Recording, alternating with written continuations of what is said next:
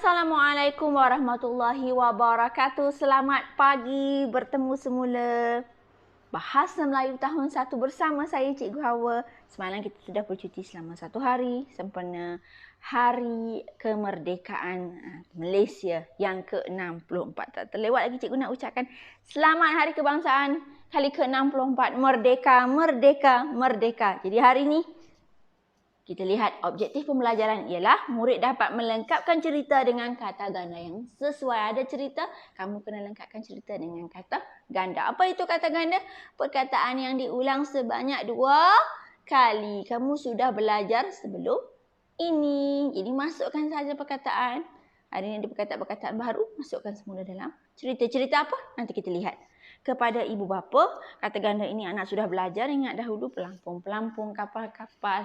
Yang ini kita kenalkan lagi dengan konteks cerita yang lain. Kalau dulu cerita tentang keselamatan di air kan. Hari ini kita belajar cerita yang lain. Itu sahaja. Minta bantuan ibu bapa. Tak perlu kita terangkan pada anak lagi kata ganda ada banyak jenis. Kita bukan nak terangkan benda tu.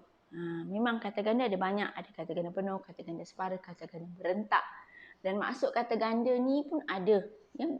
Kata ganda tidak bermaksud banyak. Bukan. Kata ganda memang ada maksudnya banyak.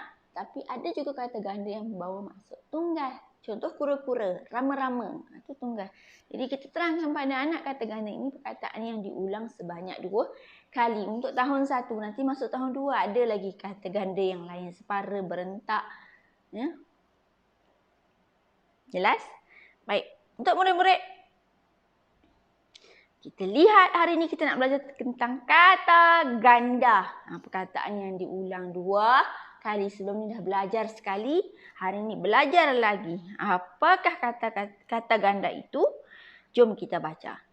Jiran-jiran. Kamu ada jiran-jiran. Orang di sekeliling kamu. Rumah yang kat keliling kamu tu jiran-jiran. Orang yang tinggal dalam dia. Anak-anak.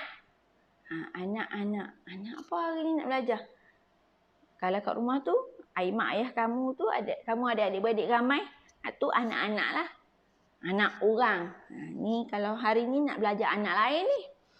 Bunga-bunga. Ada banyak pokok bunga? Bunga-bunga. Pokok-pokok. Tengok luar rumah, keliling kamu, ada macam-macam jenis pokok. Pagi-pagi. Apa maksud pagi-pagi? Bangun awal, matahari baru nak naik. Itu pagi-pagi. Pasu-pasu. Ada pokok bunga banyak. Mak tanam dalam pasu. Banyak pokok. Pasu-pasu bunga. Jelas? Kata ganda pada hari ini. Jiran-jiran, anak-anak, bunga-bunga, pokok-pokok. Pagi-pagi. Pasu-pasu. Kita nak belajar apa? Buka muka surat 48. Buku warna merah jambu. Buka surat 48. Buka buku jilid 2 merah jambu. Tukang kebun yang rajin. Tukang kebun yang rajin. Tukang kebun yang rajin maksudnya apa ni? Orang yang menyiapkan kebun. Bunga, kebun sayur. Kalau dalam cerita ni kebun bunga lah. Ada rumah yang besar. Kemudian ada laman yang luas.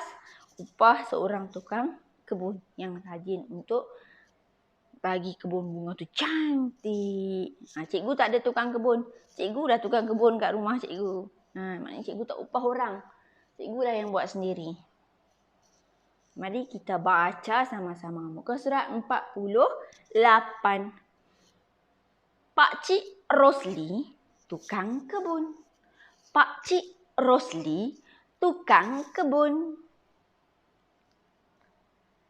Dia bekerja di rumah Encik Haris. Dia bekerja di rumah Encik Haris. Nampak cikgu beritahu tadi? Tukang kebun ni adalah orang yang kita bayar datang rumah kita, uruskan kebun di rumah kita. Bukan kebun belakang ni. Dalam cerita ni, kebun laman rumah. Namun dia besar, luas dan cantik. Kena ada orang urus. Kena ada orang tolong buatkan. Pagi-pagi lagi, Pakcik Rosli sudah datang ke rumah Encik Haris. Pagi-pagi lagi, Pakcik Rosli sudah datang ke rumah Encik Haris. Pagi lepas subuh, dah sarapan, siap matahari naik sikit. Dah cerah macam kamu nak pergi sekolah tu. Pagi-pagi lagi Pakcik Rosli sudah datang.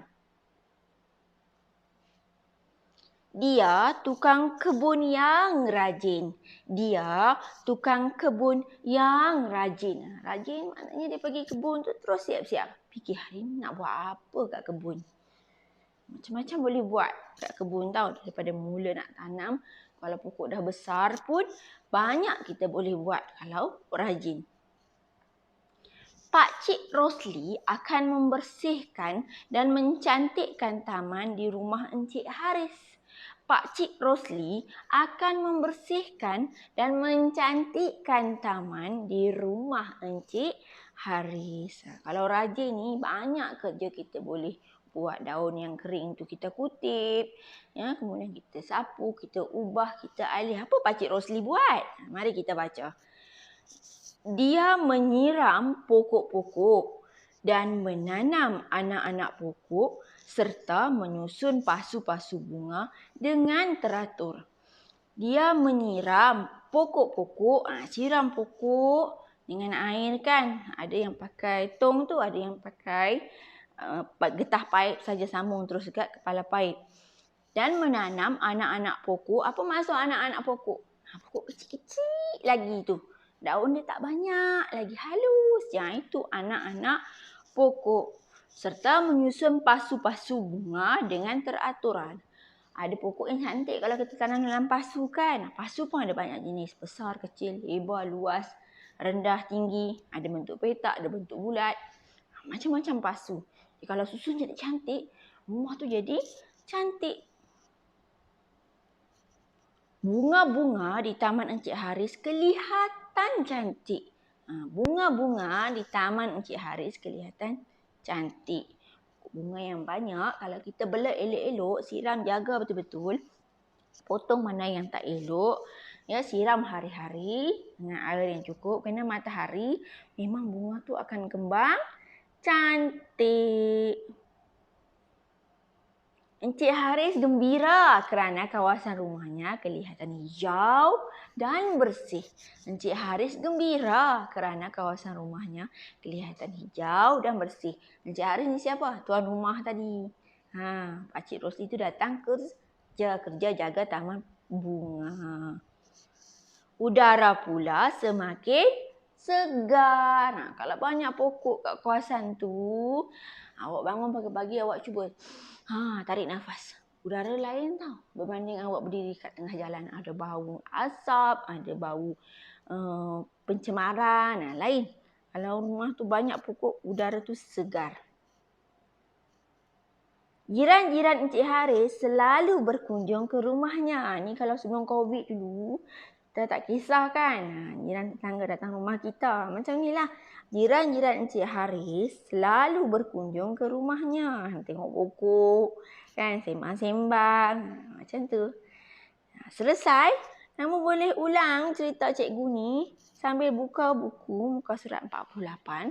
Boleh baca dan lengkapkan cerita dengan kata ganda yang sesuai. Senang je kan. Masukkan perkataan yang diulang sebanyak 2 kali di tempat yang sesuai. Boleh rujuk semula video cikgu.